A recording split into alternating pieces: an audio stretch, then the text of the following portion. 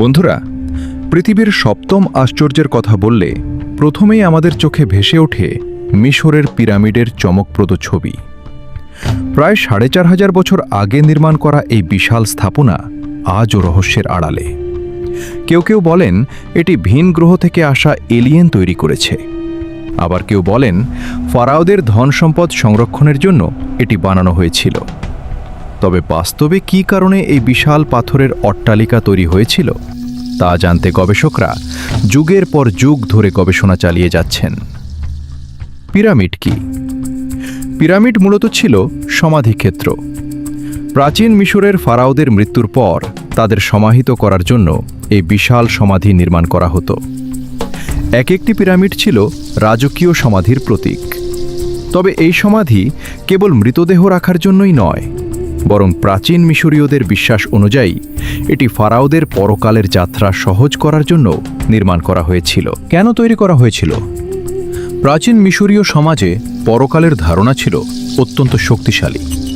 তারা বিশ্বাস করত যতদিন ফারাওদের দেহ রক্ষা করা যাবে ততদিন তারা স্বর্গে বাস করবেন। তাই ফারাওদের মৃতদেহ মমি বানিয়ে সঙ্গে জাগতিক ধন সম্পদ ও অন্যান্য গুরুত্বপূর্ণ সামগ্রী পিরামিডের ভিতরে রাখা হতো। এটি ছিল এক ধরনের আধ্যাত্মিক বিনিয়োগ, পরকালীন জীবনের জন্য নিরাপদ আশ্রয়। Geyser great pyramid. পিরামিডের কথা বললে প্রথমেই যে নাম আসে তা হল গিজার গ্রেট পিরামিড বা খুফুর পিরামিড। এটি ১৩৯ মিটার বা প্রায় ৪৫০ ফুট উঁচু।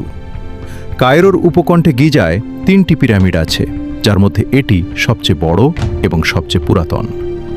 ধারণা করা হয় নির্মাণের সময় খুফুর পিরামিড আরও কিছুটা উঁচু ছিল। নির্মাণশৈলী ও প্রযুক্তি।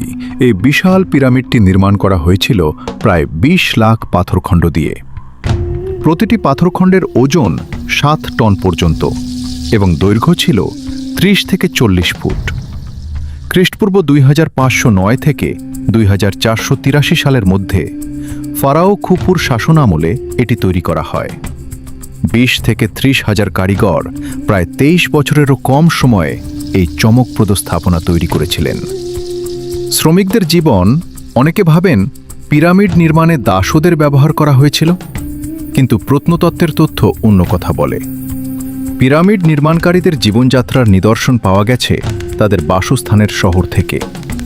তারা ছিল দক্ষ কারিগর, কৃষক এবং অন্যান্য বিশেষজ্ঞ। তারা কঠোর পরিশ্রম করত, কিন্তু তাদের ট্যাক্স ছাড় দেওয়া হতো, আশ্রয়, খাদ্য ও পোশাক প্রদান করা হতো। প্রকৃতপক্ষে তারা কোনো ধরনের নির্যাতনের শিকার ছিলেন না, বরং সম্মানিত শ্রমিক হিসেবে কাজ করতেন। কিভাবে পিরামিড তৈরি করা হতো? কারিগররা পাথরকে পাহাড় থেকে কেটে নিয়ে আসতেন এবং স্লিপওয়েতে স্লাইড করে পিরামিডে তুলতেন। বিশাল স্কেল এবং নিখুঁত পরিকল্পনা ছাড়া এটি অসম্ভব। প্রতিটি পাথর যেন নিখুঁতভাবে ফিট করে, তাতে কোনো ফাঁক না থাকে। কারিগররা সূক্ষ্ম জ্ঞান ও কৌশল ব্যবহার করতেন যাতে পাথরের ওজনের ভারসাম্য ঠিক থাকে। পিরামিড বানানো। বন্ধ হওয়া পিরামিড নির্মাণে বিপুল খরচ লাগায় ওল্ড কিংডম বা প্রাচীন সাম্রাজ্যের শেষের দিকে ফারাওরা এই প্রথা বন্ধ করে দেন। এছাড়াও পিরামিডে প্রচুর ধনসম্পদ থাকায় মানুষের লুটপাটের আশঙ্কা থাকায় পরে ভ্যালি অব কিংসে ফারাওদের গোপন সমাধি করা শুরু হয়। শস্যের গুদাম। ধারণা এবং বাস্তবতা।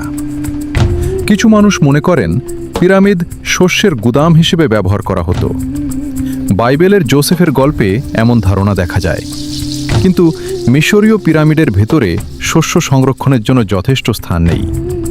প্রকৌশল ও সময়ের বিবেচনায় এটি বড় অপচয় হতো। বন্ধুরা, এখন আমরা জানি পিরামিড কেবল একটি সমাধিক্ষেত্র নয়, এটি প্রাচীন মিশরীয় সভ্যতার আধ্যাত্মিক বিশ্বাস, শিল্পকৌশল এবং মানব পরিশ্রমের এক অভাবনীয় নিদর্শন। প্রতিটি পাথর, প্রতিটি কোণ আমাদেরকে সেই যুগের জীবনধারা, প্রযুক্তি ও বিশ্বাসের কথা বলছে। পিরামিড আজও আমাদেরকে বিস্মিত করে, রহস্যের আড়ালে প্রাচীন বিশ্বের গল্প বলে। এটি প্রমাণ যে মানুষের সৃজনশীলতা ও বিশ্বাসের শক্তি কল্পনার চেয়ে অনেক বড়।